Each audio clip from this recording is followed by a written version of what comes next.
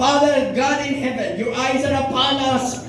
Your will is our desire. Tulungan niyo po kami to have the spirit of patriotism, the spirit of heroism, the spirit of self-sacrifice, that we are willing to yield, submit our own agenda, that the agenda and the destiny of this nation shall be done.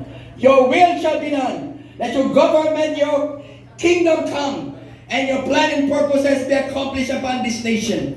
Father God, anumang bagay na gawa ng kaaway o sino mang mga naghahangad na mga tao upang ang bansang ito ay manatiling bobo at mahirap. Father God in heaven, as we stand here covered by the blood of Jesus, surrounded by your angels, sinisira namin ang mga planong ito at di namin pinapayagang magpatuloy pa sa aming bansa. Let your hand of favor and blessing be upon our nation, be upon our Marines, be upon our uniformed men, be upon these patriots, these people who love this nation.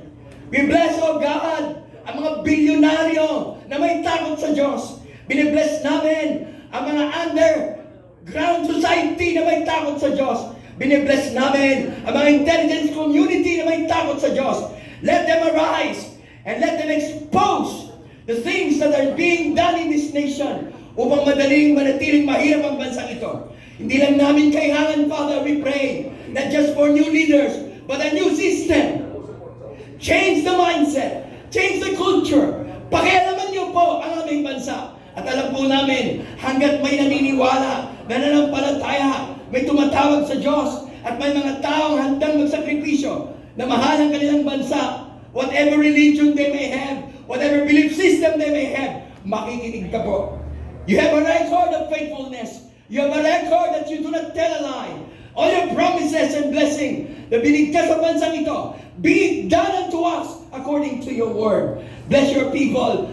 Bless your sons and daughters. Bless the Filipino people. Bless, oh God, and protect the 18 Marines and the lawyers at lahat na may kinalaman dito. Salamat po.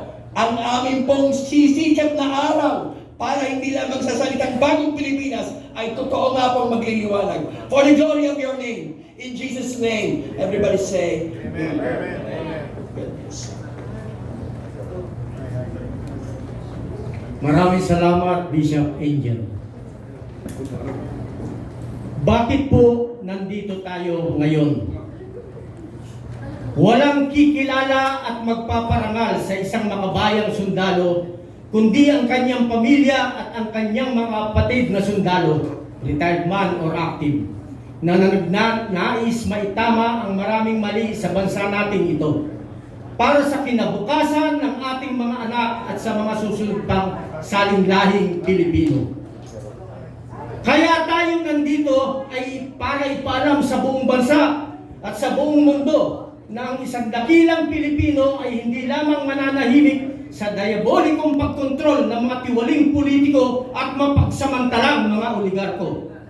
Ang mga noble marines natin, 18 sila, kasama si Sergeant Oli Gudesa at Colonel Odi Manggao, nandito ang kanyang anak. Maraming salamat sa iyong pagdalo. Sila ay nakagawa ng mas mahalaga at makabayan na desisyon at aksyon kaysa sa kabuuang serbisyo ng ilang sundalo na matagal nang pumasok sa larangan ng politika, ngunit walang natutuhan sa kanilang katandaan. Sa halip, kinokondena pa nila ang inyong makabayang desisyon na kabaro nila at sinusupil kayo na ilabas ang katotohanan dahil sila man ay sangkot din sa malawakang korupsyon at katiwalian. Ang mga active in service ay nasapawan ng 18.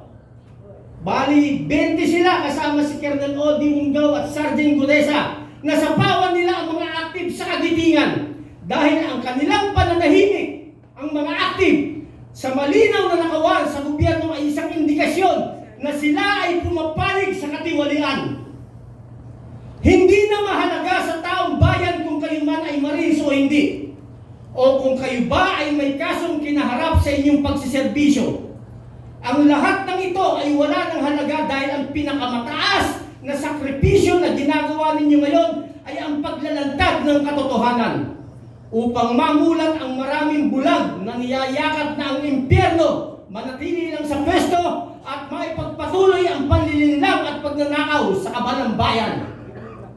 Meron ding mga kababayan tayong galit sa inyo, sa ating mga magigiting na maris.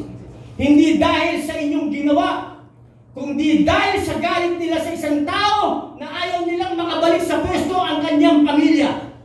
Ito ay bunga ng paulit-ulit na panlilinlang ng mainstream media at social media kung saan ang mali ay inuulit-ulit araw-araw hanggang magmukhang tama sa paningin na nakakarami. Ganito nila hinuhulma ang kaisipan ng karamihan na mababaw ang pananaw. Mabuhay kayo, mga kapatid naming magigiting na sundalo. Mahal namin kayong lahat, mula sa aming mga military at PNP retirees, MNLF, MILF, at sa lahat ng ating nakararaming taong bayan.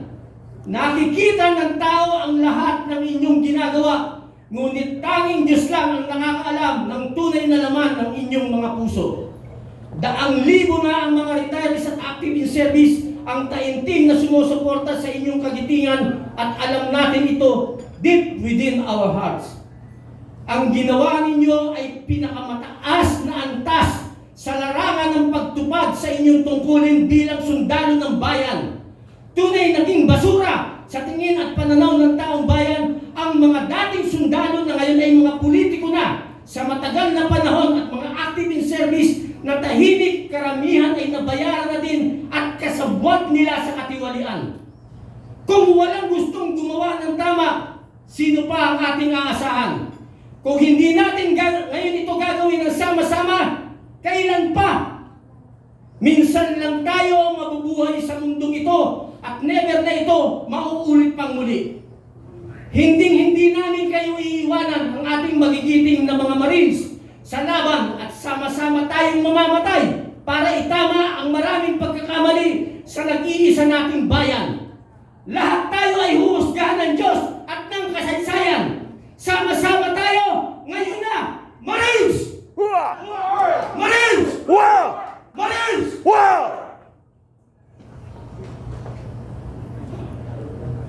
Bibigyan po natin ng pagkakataon na mabigyan natin ng karangalan si Colonel